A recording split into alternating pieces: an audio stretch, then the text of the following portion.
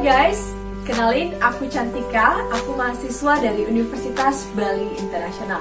Kali ini aku bakalan sharing ke kalian tentang apa sih itu coworking space, virtual office, dan service office. Sebelum itu aku mau nanya nih, kalian ada yang tahu gak sih tentang apa itu coworking space, virtual office, dan service office? Oke, kalau belum tahu, yuk simak penjelasan berikut ini. Oke, pertama kita bakalan bahas tentang virtual office. Mungkin kalian semua udah gak asing lagi nih mendengar kata virtual office. Jadi, virtual office adalah ruang kerja yang berlokasi di dunia maya. Atau dapat dikatakan bahwa virtual office ini hanya memiliki kantor secara virtual. Jadi, pada dasarnya, virtual office ini merupakan suatu kantor yang mana perusahaannya hanya bisa memiliki alamat dari kantor tersebut. Nah, namun mereka tidak memiliki bangunan fisik dari kantor tersebut. Seperti yang sedang kita hadapi di situasi pandemi COVID-19 ini, mungkin virtual office ini tentunya sangat banyak diterapkan di masyarakat maupun perusahaan-perusahaan. Nah, selanjutnya kita akan bahas tentang keuntungan dari virtual office ini sendiri. Yang pertama adalah mampu menghemat operasional kantor, seperti menghemat biaya gedung, fasilitas, dan juga sarana-prasarana kantor. Selanjutnya, virtual office ini juga lebih fleksibel dalam waktu pengerjaannya dan dapat dikerjakan dimanapun. Selain keuntungan, juga ada kekurangan dari virtual office ini sendiri.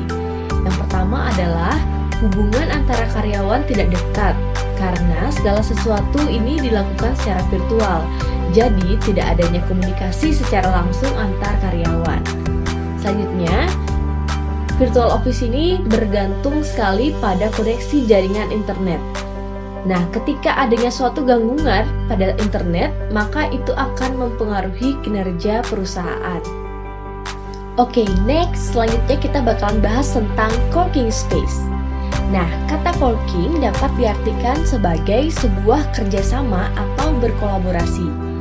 Nah, coworking space ini merupakan tempat untuk bekerja dengan cara bersama atau berkolaborasi dengan individu yang berlatar belakang pekerjaan serta perusahaan yang berbeda. Di mana keuntungan coworking space ini diharapkan nantinya antar individu bisa saling bertukar ide, pikiran, ataupun solusi untuk mengembangkan bisnisnya masing-masing. Nah, di mana konsep dari coworking space ini pada umumnya dibuat dengan desain yang menarik, unik, kekinian, dan juga ditunjang dengan suasana yang bisa membangkitkan kreativitas. Hal ini diharapkan supaya bisa lebih santai dalam berinteraksi dan juga dapat bekerjasama dengan tim agar lebih semangat dan produktif dalam bekerja. Oke, terakhir kita bakalan bahas mengenai service office. Nah, apa sih itu service office? Service office merupakan kantor yang dikelola dan dilengkapi dengan fasilitas seperti kantor pada umumnya oleh pengelola penyedia kantor, yang kemudian akan menyewakan kantor atau lantai tersebut dalam skala menengah atau besar ke perusahaan lainnya. Nah, service office ini juga biasa dikenal dengan pusat bisnis atau kantor eksekutif yang biasanya terletak di distrik bisnis atau kota-kota besar di seluruh dunia. Wow, luar biasa banget kan? Nah, service office ini pada umumnya menawarkan servis kantor yang lengkap seperti peralatan kantor yang terdiri dari lemari, meja, kursi, juga internet, hingga menyediakan meeting room.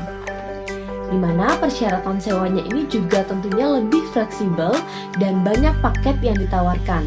Nah, tentunya service office ini memangkas lebih banyak biaya operasional jika dibandingkan dengan kantor konvensional. Nah, di mana konsep service office ini merupakan tempat yang cocok untuk pengusaha, konsultan maupun UMKM yang dengan biaya lebih rendah, area kerja yang lebih kolaboratif dan fleksibel dalam waktu bulanan maupun tahunan. Nah, dari pengertian-pengertian yang aku bahas tentang coworking space, virtual office, dan juga service office, tentunya dari masing-masing tersebut memiliki keuntungan dan juga kekurangannya masing-masing. Nah, selain itu aku juga punya tips nih buat kalian bagi calon pengusaha ataupun pengusaha yang sedang mempertimbangkan untuk menggunakan layanan virtual office, coworking space, atau bahkan service office. Ada baiknya kalian mempelajari dengan cermat terlebih dahulu keuntungan-keuntungan dan juga kekurangan apa saja yang akan didapat dari penyedia layanan tersebut bagi bisnis Anda. Oke, itu dia tadi penjelasan tentang coworking space, virtual office, dan service office. Sekian sharing session kita pada hari ini. Semoga apa yang aku sampaikan dapat bermanfaat buat kalian semua. Akhir kata aku ucapkan terima kasih dan sampai jumpa.